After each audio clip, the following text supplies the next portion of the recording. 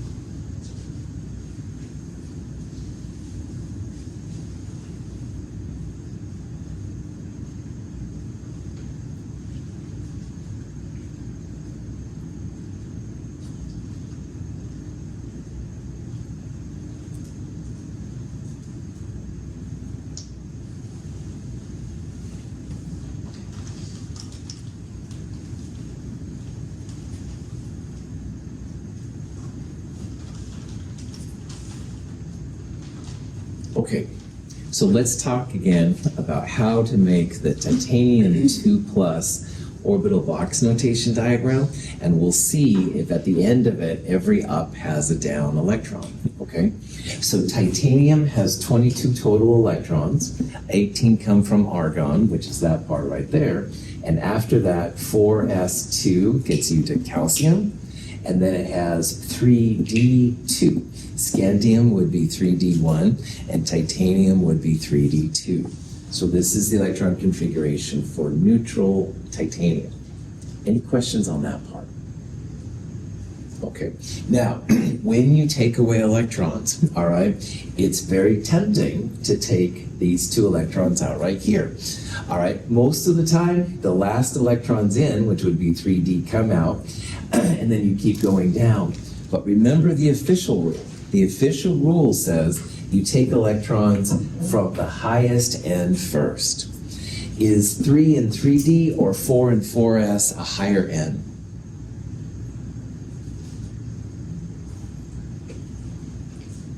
4, yeah. 4 of 4s is a bigger n value, n equals 4, than 3 of 3d, which is n equals 3. So what that means, these electrons are coming out first, the 4s2. So at the end here, titanium 2 plus, you wouldn't have any 4s electrons, and you'd have 3d2. Now, when you put electrons in boxes, they each get their own orbital first, and you only start pairing up if there's no more room. So each of those is in its own box. That means that titanium 2 plus, paramagnetic. It's got unpaired electrons, okay? So it's tempting, if you think about it, like you want to take 3D out first and leave the 2 4s, which would be diamagnetic, but no, 4s comes out first, and you're going to end up with unpaired electrons, so that's paramagnetic. Questions on that? Now, vanadium 2 plus, vanadium has a 3D3, 4s2 configuration, but because you're taking away 2 electrons, just like titanium, those electrons would go out too. So vanadium 2 plus would have a 3d3 configuration, also paramagnetic. And if you go one more to the right to chromium, chromium has 4s2 3d4. I'm going to add one more electron there, but chromium 2 plus answer D, you would take away the 4s electrons first. See the pattern, highest n comes out first. Chromium 2 plus would have 4 unpaired electrons. It's also paramagnetic, all right? So one thing that I think will help you is that most of the main group metals and nonmetals, when they make ions, they're going to be diamagnetic. So magnesium, which I skipped over there, is neon 3s2 configuration. And when you take away 2 electrons to make magnesium 2 plus, highest n 3s, inside here we've got 1s, 2s, and 2p. Those are all lower n. So highest n means those will come out. So that means that magnesium 2 plus is the diamagnetic one in this list, all right? Most of the time, the main group metal ions are going to be diamagnetic. So that's sodium and magnesium and aluminum, as well as sulfide, oxide, phosphide, chloride, these kind of things. Most of the time, they are diamagnetic. These crazy transition metals can be, but it's more rare, all right? They usually have a couple of unpaired electrons in their D section there, so. Any questions on that? Cool. This question says, which of the following electron configurations is appropriate for the nickel 2 plus ion? Now, nickel on the periodic table is number 28, that's Ni. See if you can figure out which of those would be the correct electron configuration.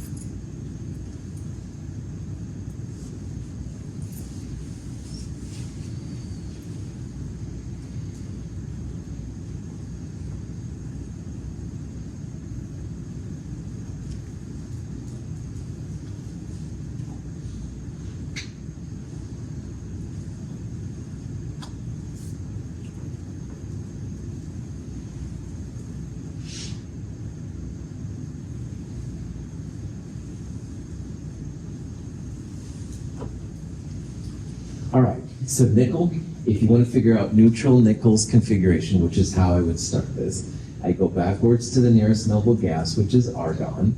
Past argon, potassium and calcium, these are both 4s electrons. So 4s2, gets you to calcium. And then to get to nickel, this is the beginning of the 3D block. So scandium 3D1, titanium we saw earlier was 3D2, 3, 4, 5 to manganese, 6, 7, 8. So nickel would have a 3D8 configuration. And here with my sloppy orbital diagram, these are the 1, 2, 3, 4, 5 orbitals of the 3D set. I would put one electron in each first, and then the 6, 7, 8 would then pair up those. So this would be the neutral version of nickel's electron configuration. Questions on just that part? Okay. Now, when you make nickel 2+, you've got some choices here. You could take away 2 of the electrons from the 3D. You could also take away 2 electrons from the 4s.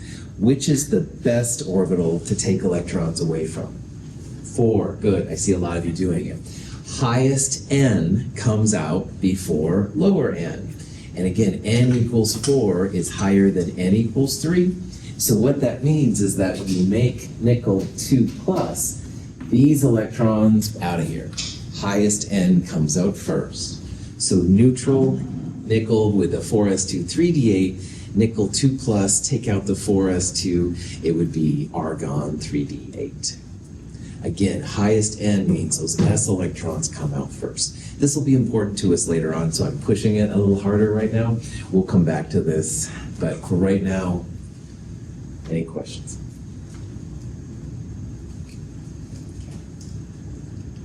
Now, the periodic trends are something that are kind of helpful sometimes as a chemist. And a periodic trend means you're going to use the periodic table to make a prediction as to which one in this case would be, for example, the largest size, the largest radius of the atom. So see if you can figure out from that list which of those would have the largest radius, the largest size.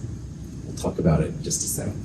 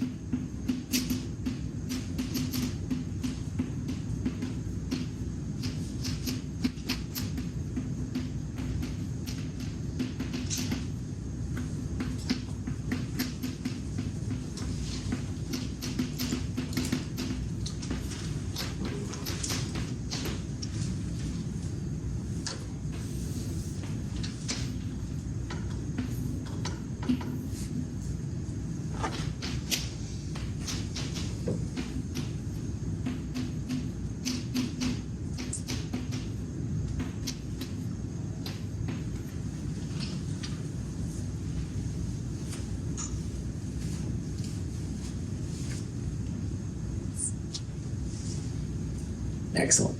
Okay, so these periodic trends are periodic properties, a little bit cheesy sometimes, I won't lie. It's always better to go to Google. However, somebody asks you in the hallway what one of these things are, you can actually make a pretty good recommendation. So what you want to do when it comes to size is on the periodic table, generally sizes get bigger as you go left and down, all right? So what we have right here, sorry, radon, really? I'm sorry about that.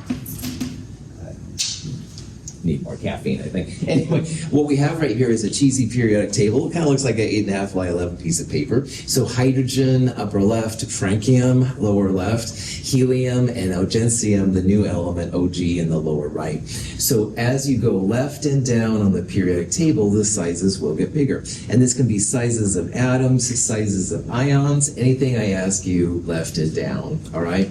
So if you look at the elements here, and I'll talk about why I put JQ in some of these in a second, all right? Carbon is actually the most up and to the right. And boron is left, aluminum is down and left, but the most left and down of all of them would be sodium. So we would predict based on this information then that sodium is the biggest atom.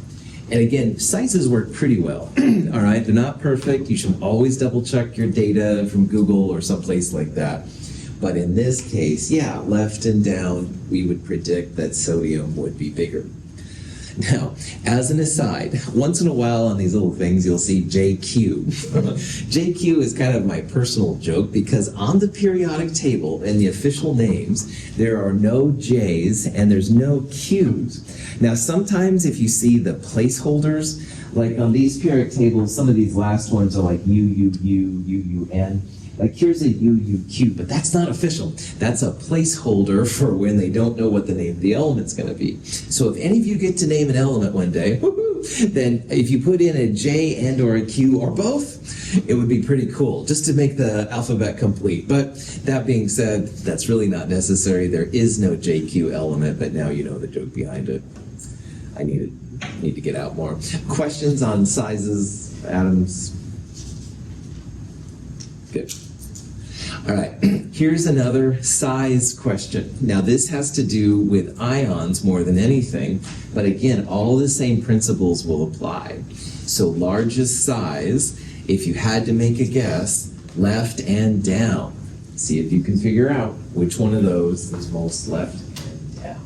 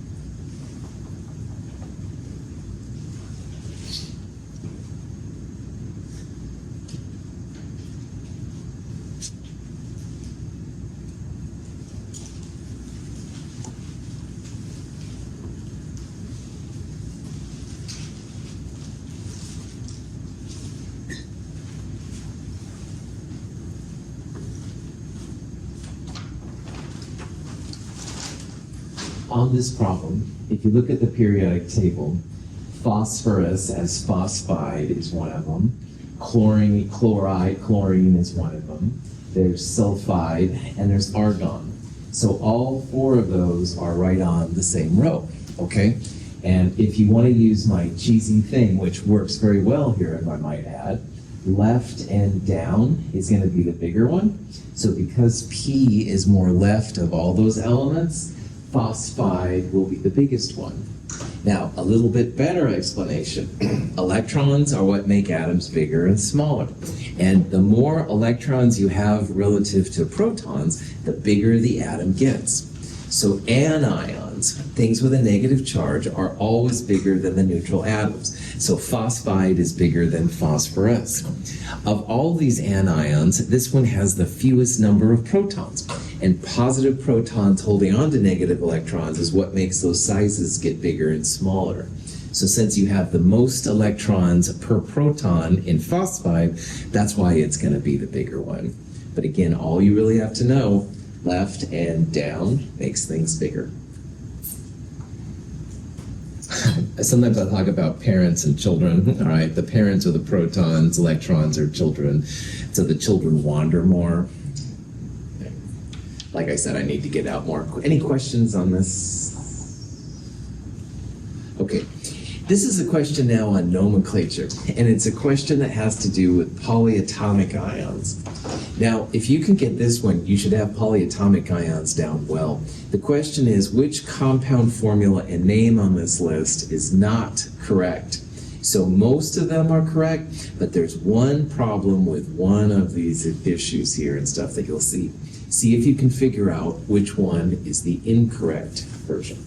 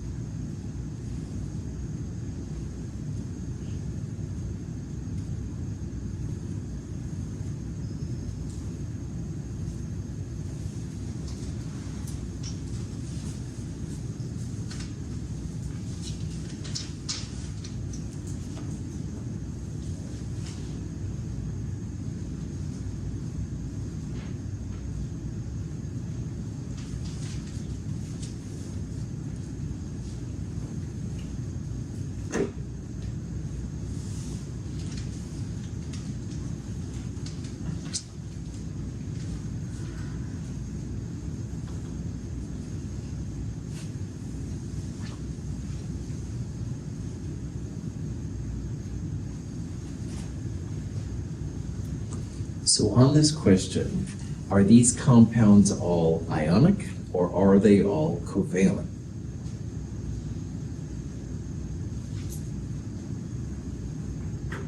Do they have charges or do they share electrons? Are there any Greek prefixes in any of those names? Okay, no Greek prefixes, that means they're going to be ionic, all right? They're going to have positive and negative centers. And positive and negative centers, they have to cancel out, so we won't have any left over like positive or negatives, okay? So sulfate is SO4 minus 2, and calcium is a group 2A metal. And everything in group 2A, positive 2 when it forms. So magnesium, calcium, strontium, barium, etc., all positive 2. So a positive 2 calcium and a negative 2 sulfate come together as CaSO4. Good to go. Sodium is in group 1A. What are the charges on group 1A metals? Positive 1, that's right. So sodium, potassium, lithium, all of them are positive 1. Nitrate is NO3 minus 1. So positive sodium, negative 1 nitrate come together, NaNO3. That's a good formula, no problems. Magnesium is positive 2 just like calcium. Iodide is a group 7 nonmetal. They want to be like the noble gases. So if iodide gains 1 electron, it'll be like xenon. Iodine loves to be minus 1. So if you have 2 negative 1 I's and a positive 2 Mg, that's going to come together. You won't have any leftover charges. Good to go. But the next one, if you look down here, ammonium is NH4 and it has a positive 1 charge. Phosphate, PO4, phosphate has a minus 3 charge. So if you put 1 ammonium with 1 phosphate, do all the charges cancel out? No, that's right. Positive 1 and negative 3. This thing, if it existed, would have a negative 2 charge. You'd still have charge left over. So if you're going to make ammonium and phosphate come together, you're going to need 3 positive 1s to balance that negative 3. So ammonium phosphate would be 3 ammoniums and phosphate, or NH4 parentheses 3, PO4. That's the problem child in this one. Hypochlorite is ClO minus 1. There's 2 of them to balance the positive 2 calcium. It's okay. So again, when you have these positive negatives come together, just make sure the charges cancel. Good to go. Any questions on that?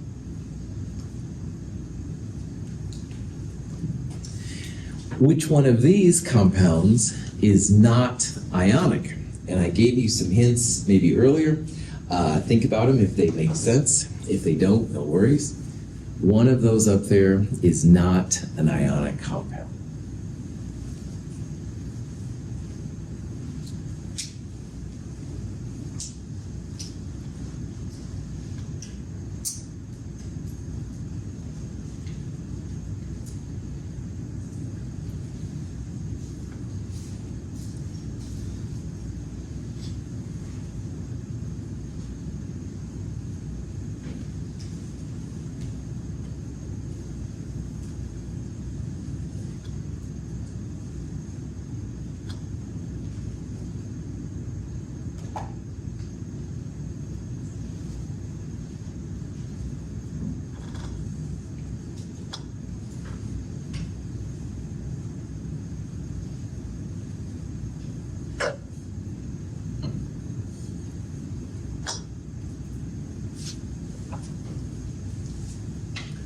Okay, there's a couple ways to answer this question.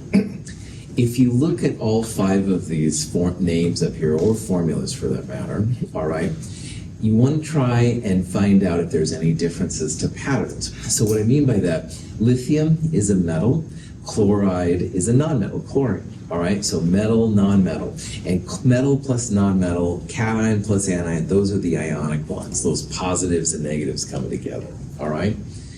But sulfur and oxygen, which is oxide, all right, sulfur and oxygen are both up and to the right of the metalloid line. Like sulfur's right there and oxygen's right there. So sulfur and oxygen is a different combination than these other ones. Aluminum's a metal, fluorine's a non-metal. Barium's a metal, nitrate is a negative polyatomic ion, so it's like negative. And sodium is positive. This hydrogen carbonate thing is negative as well. So one way to find out that answer B is right is just different kinds of atoms coming together, all right? The other ones all have metals or cations and some kind of non-metal with it, some kind of anion. But this one, all non-metals, and that's one way to tell. Another way to tell, though, this is the only one with a Greek prefix. And Greek prefixes are used by chemists to tell which ones share the electrons, which ones are covalent, and which ones are ionic. So all of these different ways, sulfur dioxide here is not ionic, all right? Sulfur dioxide is similar to carbon dioxide. It's a non-metal and a non-metal coming together. Different types of reactivity because the bonding is different. It's shared electrons, not as tight. Any questions? Okay. Now, this is one that involves what's called the oxalate ion. Oxalate is the C2O4 thing. Now, if you know about oxalate, this won't be a very hard problem to solve. But if you don't, when oxalate goes with sodium, the formula is Na2C2O4. And based on that, or if you know about oxalate, which one of these would be the formula for iron 3 oxalate? So what I'm asking you to do here is somehow find out or either determine or know what the charge is on oxalate. And once you know that, what combination of oxalate and iron plus 3 will give you a neutral compound? So think about that for a little bit. We'll talk about it in a second.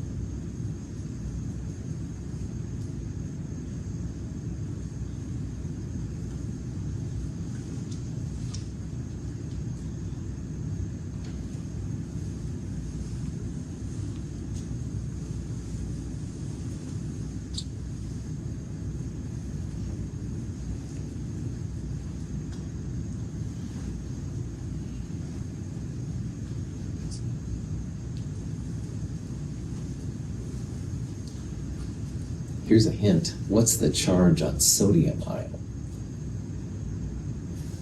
+1. And there's 2 of them.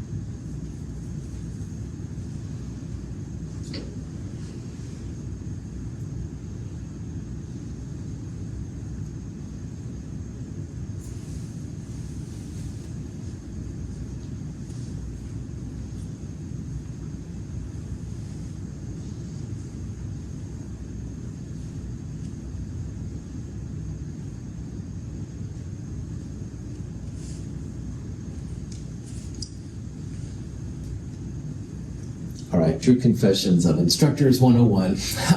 There's that table of polyatomic ions in the nomenclature lab is pretty big, I admit it, all right? And I, as your instructor, I know those pretty well. However, in the real world, tens of thousands of polyatomic ions. There's tons of them, all right? And honestly, I don't know the tens of thousands, their formulas, their charges, blah, blah, blah. However, let's say that I didn't know what oxalate was.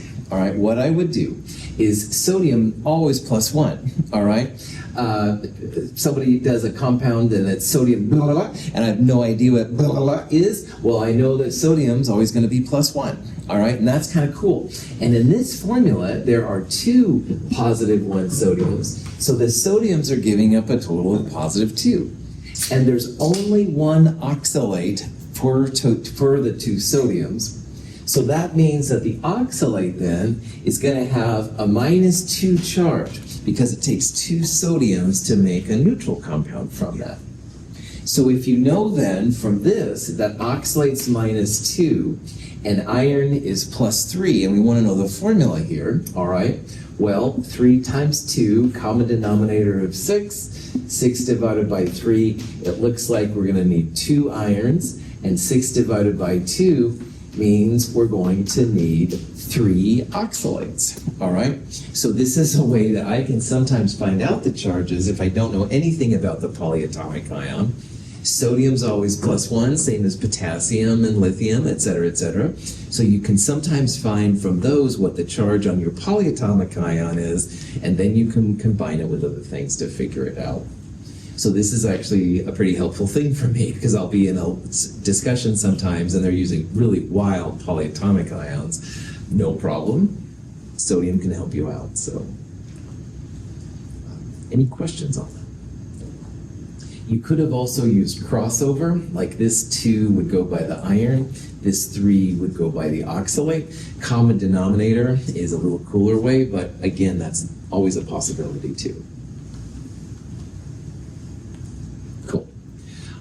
All right, 2 more questions. We have 1/4 of a mole, 0.25 moles of each of these elements. Which one is going to give the largest mass? And mass is usually measured in grams.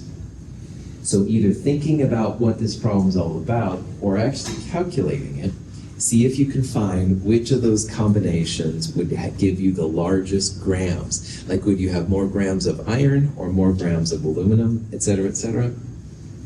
See if you can figure it out.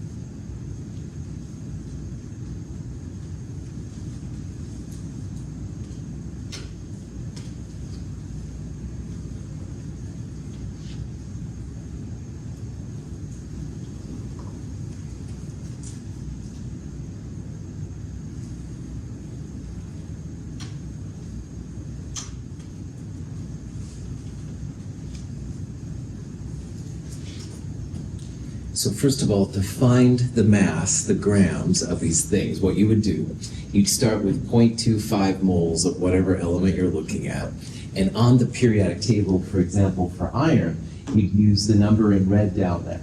I only went to the 10th. You can use more sig figs if you want, that's fine. But 55.845, or what I did is I just used 55.8, you can see how I multiplied by the molar mass then to get the total grams. So with this very cheesy example, I got 14 grams. And what you could do is take again this number and multiply by all these numbers to get the mass, and that's cool if you did it. However, if you want to save a little bit of time, you're multiplying by the molar mass, all right? So the bigger molar mass value will give you the bigger number down here. And on the periodic table, more often than not, the molar mass, the red numbers, get bigger as you go left to right and then continue on the periodic table. So iron is a big one, but even bigger molar mass than iron is zinc, all right? So if you do the math, you'll get numbers like this, or largest molar mass will give you the largest mass from 0.25 moles. So like, for example, carbon is only 12 grams per mole, it's smaller, all right, but zinc is 65 or so. So this is one thing that kind of helps and stuff. Molar mass generally gets bigger as atomic mass gets bigger, and so that's why it's kind of cool. But any questions on that? Okay. The last question is kind of an interesting one, but it's also kind of cool philosophically. And I know I need to get a day job, et cetera, et cetera. But anyway, it says, what's the average mass of one chromium atom? Okay? And there's different ways to do this kind of thing. But what you're looking for is the grams per atom, okay? And to figure this out, you can actually do it. It's not too hard. You take the grams per mole for the atom, for the element, which in this case would be chromium, which is in grams per mole. And Avogadro's number is moles per atom. So figure that out in terms of having grams on the top and atoms on the bottom. That'll give you the average mass of grams in an atom. See what you can figure out. It'll be a pretty small number. Answer E is not appropriate.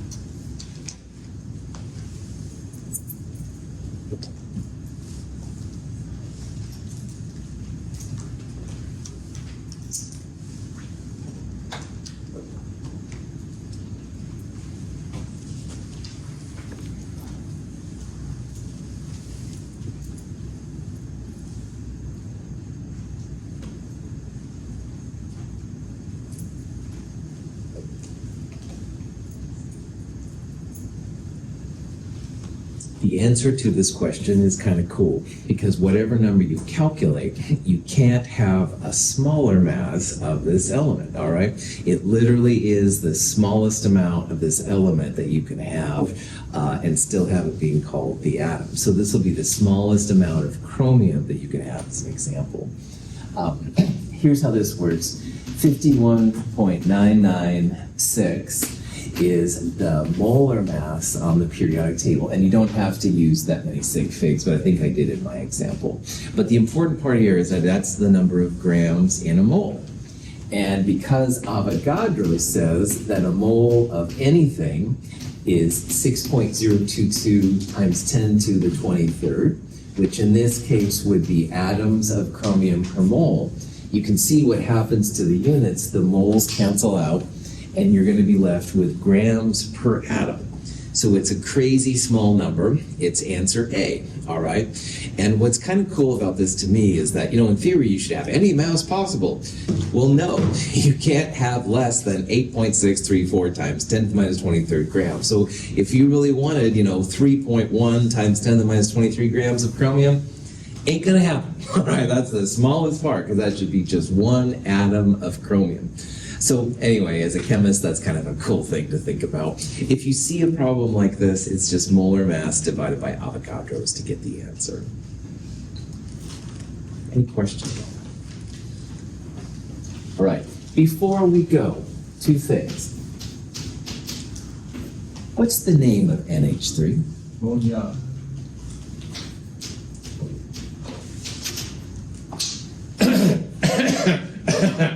I'm coughing not because I have a cold. Okay, good. Somebody gets, I said V, at least smell. Sometimes I cough when I say things you might see in the future.